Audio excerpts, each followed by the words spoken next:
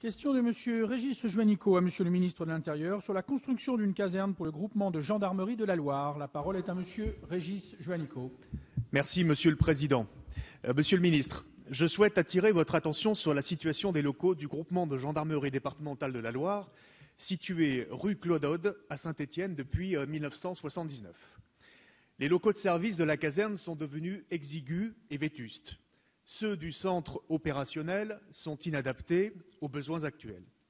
Les logements des 91 familles du personnel sont répartis entre la caserne et l'extérieur, si bien que le groupement s'acquitte chaque année d'un loyer de plus de 300 000 €. L'isolation, aussi bien thermique que phonique, de ces bâtiments est devenue obsolète et l'étanchéité défaillante des toitures engendre régulièrement des infiltrations.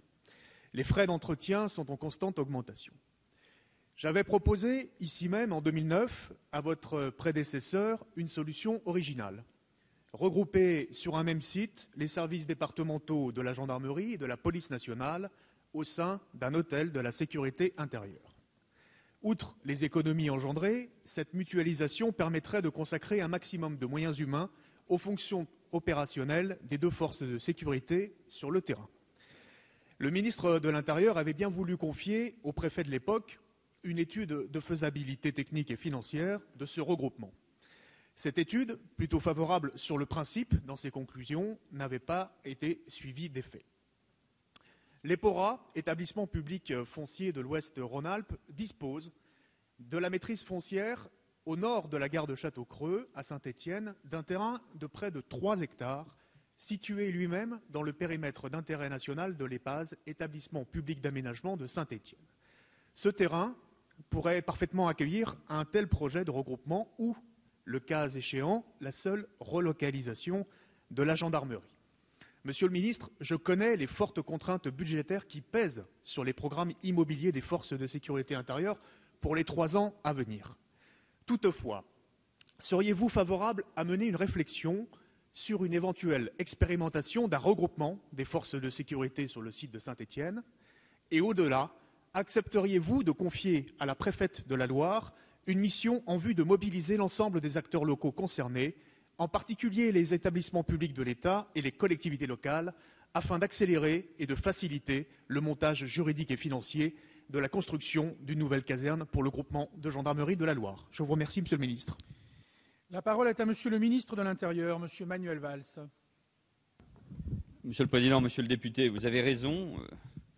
La caserne domaniale de gendarmerie, située rue Claude Aude, et siège du groupement de gendarmerie départementale de la Loire, à Saint-Étienne, souffre objectivement d'une sous-capacité immobilière importante. En effet, tous les services ne sont pas réunis dans la même caserne et 30 militaires de la gendarmerie doivent être logés dans le secteur civil. À partir de 2004, l'établissement public d'aménagement de Saint-Étienne avait étudié la possibilité de réunir l'ensemble des locaux de services et de logement dans une caserne unique sur le site de Château-Creux qui a été acquis par l'établissement public foncier de l'Ouest Rhône-Alpes. Ce projet de 35 millions d'euros a été abandonné en 2009, faute de financement possible. En 2009, un projet de cité de la sécurité intérieure, l'idée est intéressante, à Saint-Étienne a été étudié afin de regrouper sur le site de Château-Creux les unités départementales de la police et l'ensemble des unités de la gendarmerie. Vous aviez d'ailleurs interrogé le secrétaire d'État aux collectivités territoriales de l'époque sur ce sujet. Après expertise technique et financière précise, les inconvénients du projet, et notamment l'ampleur du budget nécessaire, avaient amené à l'abandon de ce projet. Vous le savez, vous l'avez souligné, vous connaissez parfaitement ces sujets, la question de l'immobilier de la gendarmerie nationale est très préoccupante dans de nombreuses communes, comme j'ai pu le rappeler lors des travaux parlementaires dans le cadre du projet de loi de finances 2013. La réhabilitation des casernes domaniales est très coûteuse et nous ne pouvons malheureusement mener tous les travaux à bien en même temps.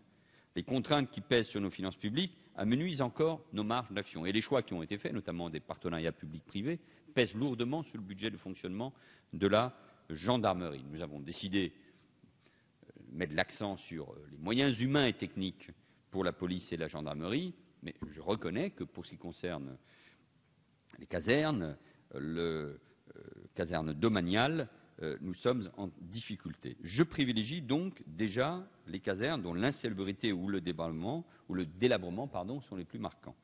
Dans le cas de Saint-Étienne, Vous avez esquissé un certain nombre de pistes, monsieur le député. Je reconnais là votre imagination et votre apport au débat.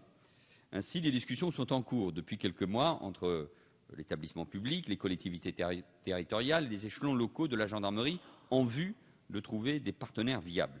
La piste d'un montage privé est ainsi exploitée, mais qui devra préserver les intérêts financiers de l'État et des collectivités territoriales. J'encourage évidemment ce travail partenarial visant à ce que nous trouvions ensemble des solutions et je demanderai effectivement à Madame la préfète de votre département de mener une mission dans ce sens permettant de faire avancer ce dossier. Plus généralement, concernant l'immobilier de la gendarmerie, cela m'amène, comme je l'ai indiqué lors du débat public, dans ces lieux mêmes, sur le budget de la mission sécurité, à devoir être de plus en plus innovants. Nous pourrions même envisager de nouvelles orientations, comme votre collègue Jean-Pierre Blasy le proposait dernièrement dans son rapport. La qualité du partenariat entre la gendarmerie et les élus locaux n'en serait d'ailleurs que renforcée. Donc, je vous encourage, monsieur le député, à prendre attache avec madame le préfet de la Loire pour avancer dans ce sens et me proposer des solutions, parce que c'est grâce à cette imagination et à ce type de solution nous pouvons répondre à la demande légitime et des gendarmes et de la population. Monsieur Juanico, pour quelques mots. Merci, Monsieur le Président. C'était quelques mots pour remercier Monsieur le ministre de l'Intérieur de son soutien au travail partenarial sur le plan local pour trouver une solution aux problèmes immobiliers de la gendarmerie et du groupement départemental de la Loire. J'ai bien compris qu'il fallait que nous soyons imaginatifs et donc je m'engage à revenir vers son cabinet avec la préfète de la Loire avec de tels dispositifs. Merci beaucoup. Et je voulais, au nom de tous les élus stéphanois, le remercier pour la zone de sécurité prioritaire qu'il a créée sur le quartier de Montrénaud. Question de